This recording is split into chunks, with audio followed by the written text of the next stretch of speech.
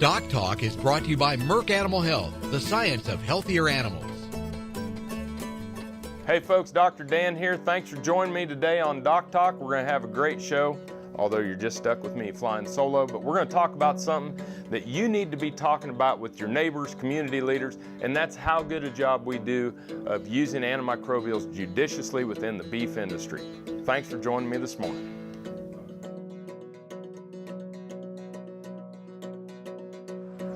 As dependable as the sunrise, in dairy parlors, open pastures, on ranches and feed yards across America, a place where reputation is more than a name, where the science of healthier animals is a way of life.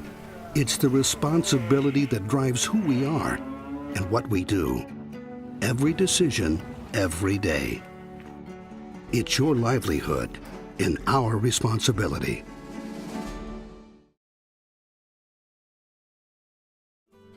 Closed caption brought to you by AgriLabs, the perfect pairing of performance and value.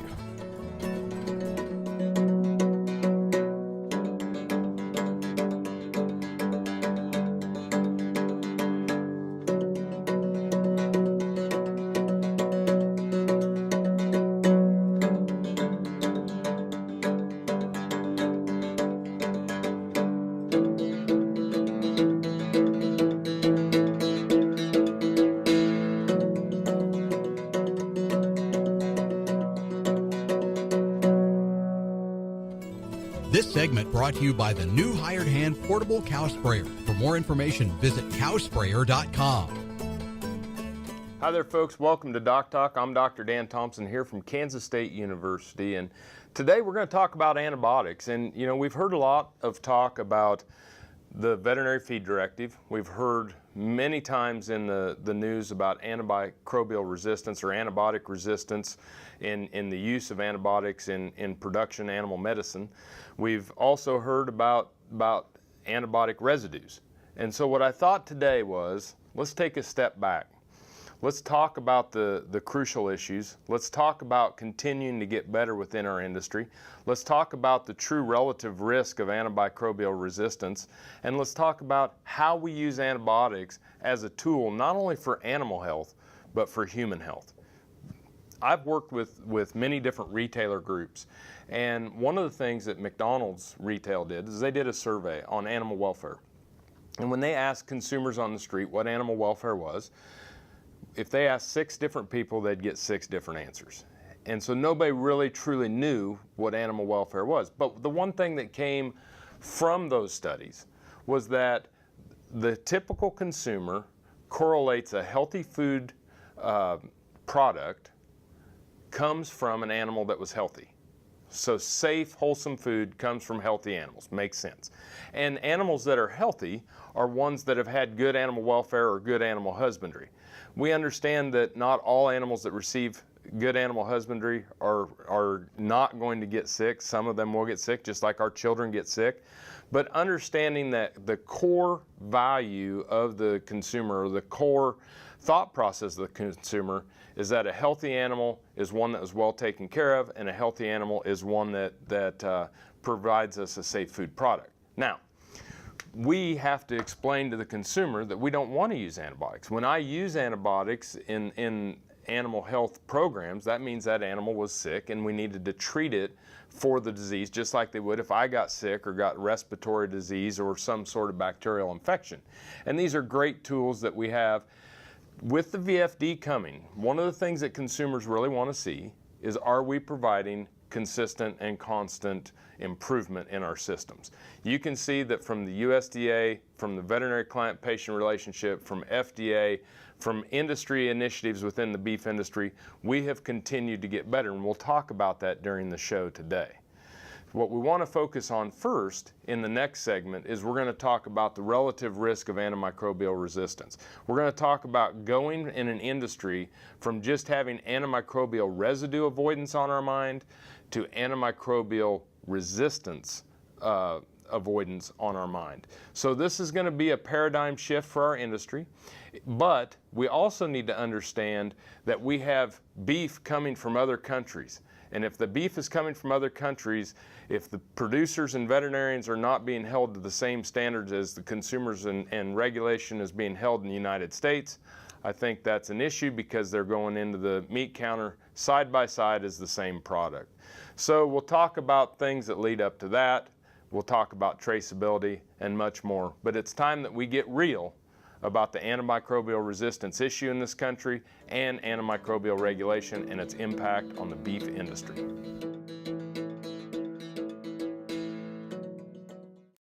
This Meet the Future Veterinarian is brought to you by Zuprevo. Choose confidence. Choose Zuprevo for BRD treatment. Kathleen Morris is the 5th generation of a Texas ranching family, and her mother is a veterinarian, so it was natural for her to choose a career in veterinary medicine. Her main interests are in equine dentistry and podiatry, but she also loves working with small ruminants and livestock. After graduation, she will spend the summer working in Alberta, and then return to Texas to work full-time in a mixed practice. Some call it a come-from-behind victory, an unlikely win, a reversal of fortune, snatching victory from the jaws of defeat. This is our moment, our victory dance, because we choose confidence. We choose Zuprevo for BRD treatment. Ask your veterinarian to prescribe Zuprevo. Zuprevo is a fast-acting, long-lasting BRD treatment that you can count on to get the job done. Choose confidence. Choose Zuprevo from Merck Animal Health.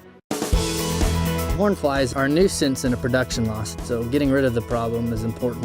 What I like about the vet gun is you don't have to go out there weekly to treat them with a topical fly applicant. It has some duration, it lasts. You see the increase in weight gain, it just works. I've used it on our 1,500 cow-calf operation, and it makes me more confident in saying, hey, this product's gonna work on your operation too.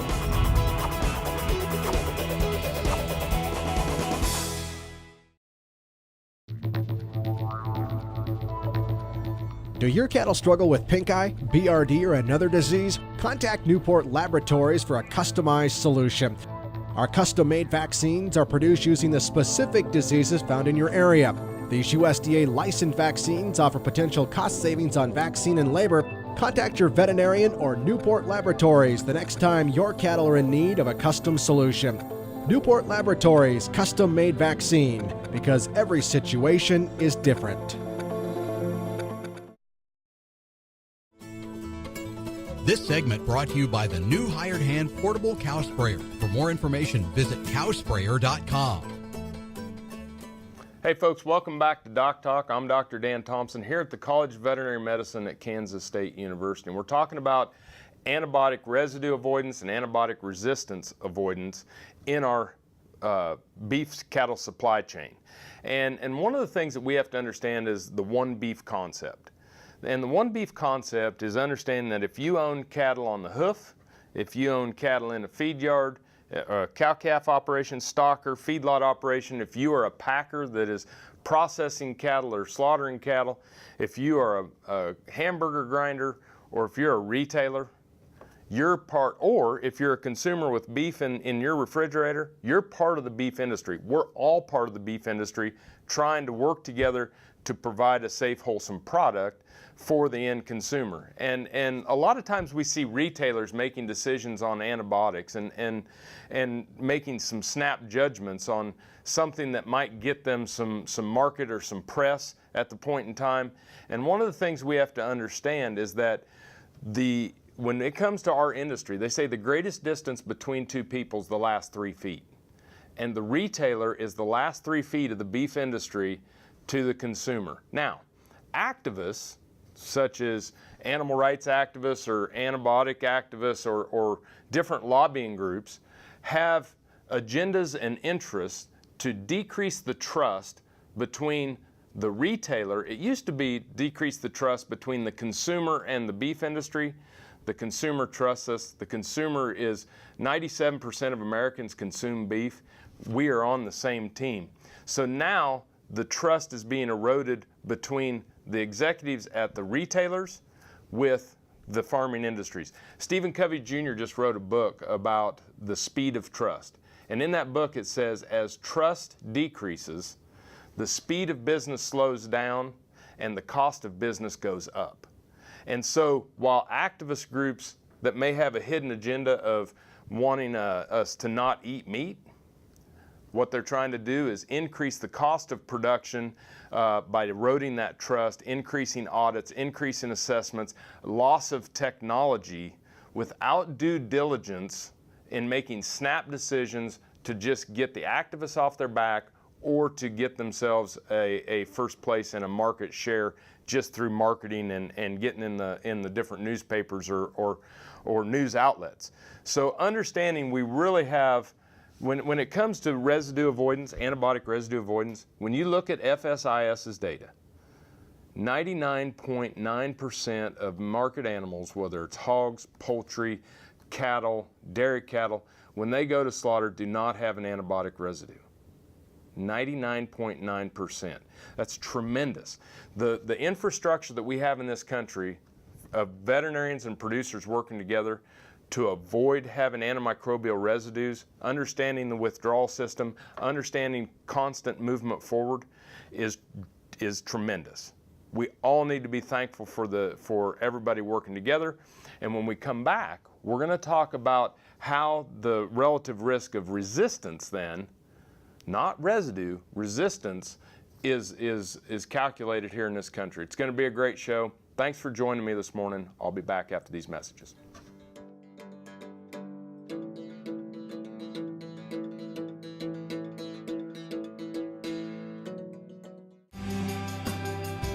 The BQA Tip of the Day, sponsored by Beringer Ingelheim Vetmedica, Inc. Hello folks, Dr. Nels Lindberg here with Production Animal Consultation and Animal Medical Center out of Great Bend, Kansas. Today's BQA Tip of the Day, we're thinking about handling our cows for this fall. Everyone's getting done with fall harvest and thinking about handling their cows and getting them preg checked, moving them off of grass onto whatever residues or pastures they may be moving them to. When we do those things, we think about stress on those cows, and we want to do everything we can possibly do to minimize those stresses. And so cattle handling those cows is a very important thing to think about. When we move them off pasture, gather them, move them to another pasture, move them to another residue, or as we're bringing them in to get them preg checked, we just want to do all we can to minimize hot shot use, cattle prod use, all those things. And it's about positioning and anticipation and pressure and release and focal point on that eye. And we just have to do those things to do the right thing for the cattle, which our people demand that we do the best we can in terms of animal welfare. And there's nobody cares more about animal welfare than those of us doing it. So keep it forefront in your mind, think about it, do it, and keep at it.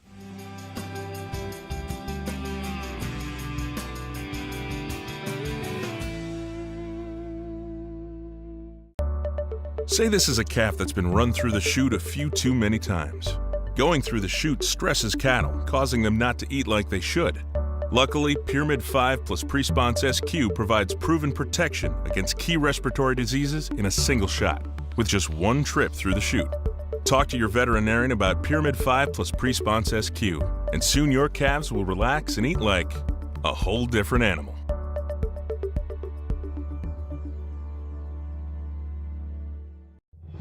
No matter where, no matter why, the Veterinary Health Center at Kansas State University is committed to providing quality patient care to animals and exceptional customer service to their owners. From routine checkups to emergency and specialty care, our world-renowned specialists and experienced professionals are here to discover, to teach, and to heal. Let us know. How can I help? How can we help? The new Better Horses Network is worldwide. Presented by Lucas Oil. Featuring worldwide radio and TV with iconic hosts like Al Dunning, Sharon Camarillo, Ernie Rodina, Lindy Birch, and Craig Cameron. With American Cowboy, Horse and Rider, Brushy Creek, Cavenders, and Ride TV. Worldwide radio and TV. The all-new Better Horses Network.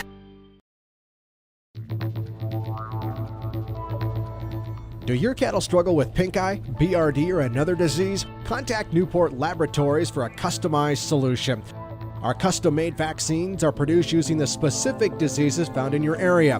These USDA licensed vaccines offer potential cost savings on vaccine and labor. Contact your veterinarian or Newport Laboratories the next time your cattle are in need of a custom solution. Newport Laboratories custom-made vaccine, because every situation is different. Valley Vet Supply is devoted to providing information and professional quality products at reasonable prices. Valley Vet Supply. This segment is brought to you by the Beef Quality Assurance Program and the Kansas Beef Council, improving animal care and beef safety for more than 20 years. Hey folks, Dr. Dan here. Thanks for joining me this morning on DocTalk. I'm glad you're back with us. Now let's talk about antimicrobial resistance. To get a resistant bacteria, basically the bacteria is exposed to an antibiotic, it becomes resistant to that antibiotic, and then is transferred from the bovine to the human. For that to happen in the beef industry, we would have to have first of all, the three bacteria that we are concerned about: E. coli, Salmonella, Campylobacter. So we're talking about a foodborne pathogen. What is the relative risk just starting out of even having a foodborne pathogen in your beef product? Extremely low, okay? We do more testing and removal in this industry than we ever have. We have such sophistication. So the first relative risk is very little of having a foodborne pathogen. The next one is the bacteria, if it doesn't make it through, has to be resistant to an antibiotic, which again is very, very low prevalence. So when we think about the beef industry going from the feedlot to the packer to the processor to the retailer to the consumer, the relative risk of antimicrobial resistant bacteria going from a farm animal to a human being is very low.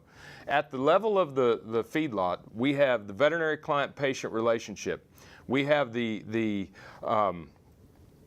FDA approval of products. We have the USDA anti-mortem inspection at the packing plant. We have USDA inspection and USDA testing and private testing of all meat products for foodborne pathogens. When it goes to the processor, we again have USDA inspection and testing. And then at the retail level, you think, well, there's nothing going on there. We have restaurant inspections to make sure the food is properly prepared. Now let's go to a country that potentially is importing beef or exporting beef to the United States. Let's go to Mexico. Let's think about Canada. Let's think about Australia. Let's think about third world or developed countries such as China or India, where we don't have veterinary client-patient relationships. We don't have veterinarians. We don't have FDA approval. We have many generic iterations of products being used. You can buy them off the street corner. There's no FDA, there's no USDA, there's no regulation, but yet the retailers here in this country or the people in this country are saying, we're worried about antibiotic resistance when we have the most regulation, the most sophistication, and we have a continuous improvement in our process. When you talk to the CDC and they talk about animals, the resistant antibiotics going from animals to humans, they say that in the peri-urban areas or the slums of third world countries where animals actually live with the people, and there's no regulation and no veterinary oversight, that's where the superbug could or would be the highest likelihood of being created. If we come back over to the United States, and we correlate that the United States of where our greatest risk of antimicrobial resistance would be, of where animals are living with humans, it'd be our small animals or our companion animals. But yet I've not heard anybody talk about antimicrobial resistance in small animal medicine after Poochie goes and has an itchy tummy and we put it on a cephalosporin at the veterinary clinic, send it home, it grooms itself, drinks out of the toilet, and then licks your child on the face. That's a lot more direct transmission of antibiotic and higher risk than anything you're going to see from our food animal industries. When we come back, we're going to wrap up and talk a little bit more about these issues, but I'm glad you joined me today.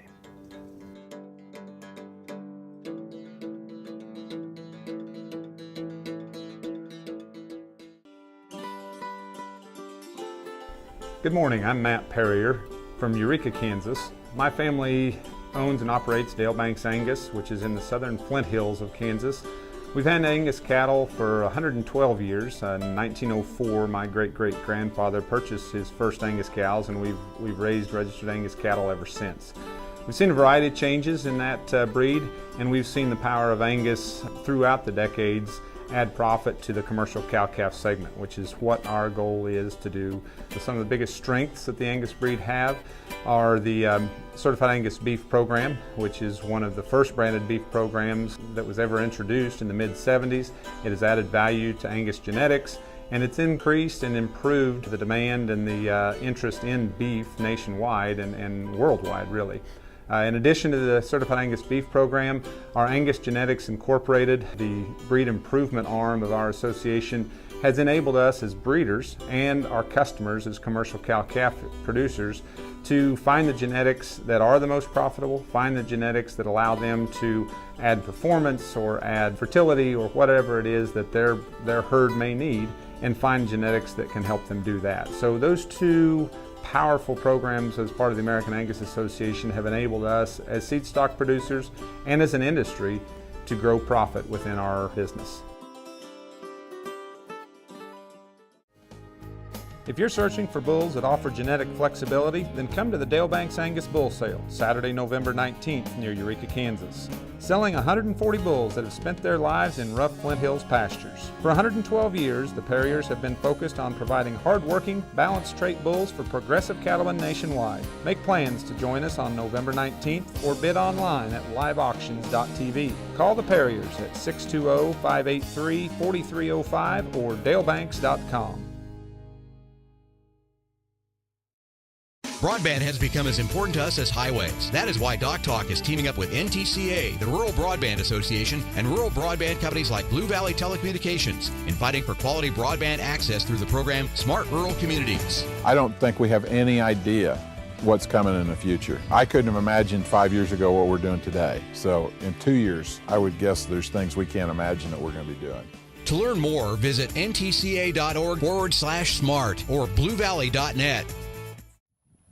Healthy cows start with the new Hired Hand automatic livestock sprayer. Rancher invented to provide an efficient alternative to pour-on and injectable parasite management systems. The portable design allows cattle to treat themselves head to hoof. Strategic device placement with pass-through activation technology takes the stress out of parasite treatment for cattle and the rancher, leaving more time to tend to other vital tasks on the farm. To learn more, visit cowsprayer.com. The new Hired Hand makes healthy cows easy.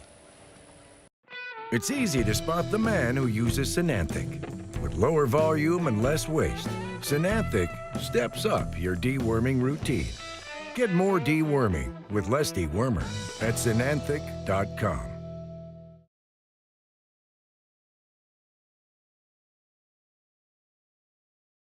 Beringer Ingelheim Vetmedica Inc. knows the importance of beef quality assurance and asks you to step up and get certified.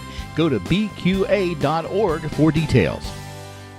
Valley Vet Supply is devoted to providing information and professional quality products at reasonable prices. ValleyVet.com, ValleyVet.com, Valley Vet Supply. This segment is brought to you by the Beef Quality Assurance Program and the Kansas Beef Council, improving animal care and beef safety for more than 20 years. Hey folks, Dr. Dan here. Thanks for joining me. We're tackling antibiotics. We're talking about the real issues. We're talking about the relative risk. And it's important we get this message out. What the consumer really wants and what the consumer understands is we can't eat the elephant in one bite. We can't solve all problems of all industries, or I can't even solve all the problems with my pickup at once, right? We have to make strong strategy improvements, and we've done that in the industry. So the consumer wants us to just continuously try to get better every day, and we do that. Let's start out in the 1980s. We started out with beef quality assurance. Not only did that address the proper administration of our antimicrobials and address the veterinary client-patient relationship, but it also helped us with withdrawal times and preventing antimicrobial residues in the beef process. Then in the 90s, we got AMDUCA, an Extra Label Drug Use Act, and that really brought in that if you're going to use an antibiotic that is not approved for beef cattle, you have to have extra documentation from your veterinarian, and you have to maintain records. That was in the 1990s. The next part of our story is US FARAD, which is a food animal residue avoidance database. And you can call 1-800-US-FARAD if you give an injection to an animal of any product, and they will within 24 hours get you the appropriate withdrawal times and let you know and let a veterinarian know when that animal is safe to ship. Great tool, great infrastructure, great story. Then in the late 90s or in the early 2000s, we as an industry took a voluntary ban to never use aminoglycosides or ginseng to treat cattle because of the 18-month withdrawal time that that product has. Lastly, we now have the veterinary feed directive coming forward. So when you look at beef quality, which is going to not allow antibiotics to be used for growth and feed efficiency, and you're going to have a prescription for feed grade antibiotics just like we do for injectable. So when you look at our story in total to the consumer and how we're tackling antibiotic resistance and judicious use of antimicrobials, we started out with beef quality assurance in the 80s. We went to Amduca and extra labeled drug use. We have US FARAD as a tool. We took a voluntary ban on aminoglycosides, and now we have the veterinary feed directive. It's a great story. It's been a lot of work. I commend FDA. I commend the veterinary profession and beef producers for taking this on to continue to move the bar forward to provide even a safer, more wholesome product and more judicious use of antimicrobials. I hope that beef that's being imported in the United States is held underneath the same scrutiny. Wouldn't that be a shame with the amount of money and taxpayers? This is not something that is just done to support the beef industry. This is something that's done with taxpayer dollars, day in and day out, to provide a safe, consistent, wholesome food supply here in the United States. USDA and FDA, they should be out in front talking about how safe our food supply is. They should be talking about how good we're doing as using judicious antimicrobial usage. And they should stop retailers from making false claims that food products that antibiotics aren't used in are safer or more wholesome, because it's just not true. When we start to think about this and we start to think about import markets and we start to think about niche markets that are making claims against the conventional beef production that are false, I have a big issue with that, because we come to work every day to support the beef producers, the veterinarians, and more importantly, the consumers, so that they can afford to continue to put protein on the table for our young children here in the United States of America. Thanks for watching Doc Talk this morning. Remember, you can find us on the web at www.doctalk.tv. Always work with your local veterinarian. I'm Dr. Dan Thompson. I'm a little bit passionate about this subject. Thanks for watching us this morning, and I'll see you down the road. Closed caption brought to you by AgriLabs, the perfect pairing of performance and value. For more information about this program or previous programs, go to DocTalkTV.com. Doc Talk was brought to you by Merck Animal Health, the science of healthier animals.